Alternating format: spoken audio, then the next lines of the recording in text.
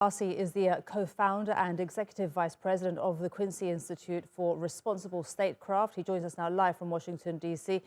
Just your reaction to this statement that we've just heard from the U.S. Armed Services Committee chair saying it's time for President Biden to hold Iran and its proxies accountable for their attacks on U.S. forces.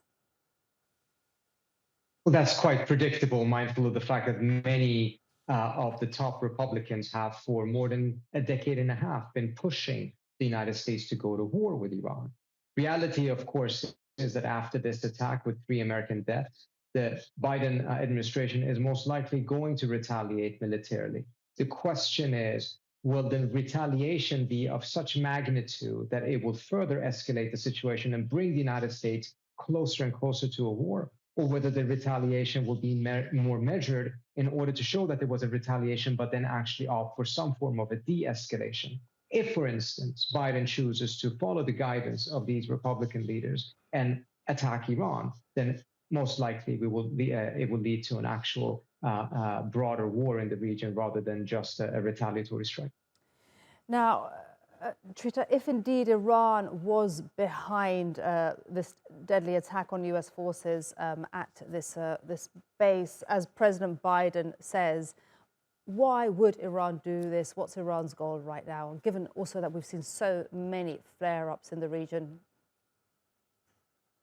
I think there's a bit of an obsession with Iran in Washington. Let's first listen to what these militias themselves are saying, as well as the Houthis. They made it clear over and over again that they will continue their attacks as long as the United States continues to block a ceasefire in Gaza and provide support for Israel to continue its carnage there. When there was a ceasefire between November 26th and November 30th, all of the attacks by the Iraqi and the Syrian militias against the United States completely stopped. So if the objective of the United States, which I think it should be, of course, is to make sure that we protect our troops and there are no such attacks against the United States, then a ceasefire seems to be the obvious pathway to go there. And with or without Iran, it seems likely that many of these different groups would have gone down this path anyways. While these groups are backed by Iran, while there is a strong relationship, it's not clear whether every attack, every action they take has the blessing or the instruction of Iran. They have their own agency, and many of them have their own reasons to attack American troops because of what the United States has done in Iraq. But if we were to listen to them, it's quite clear that the critical objective they're looking for is a ceasefire in Gaza.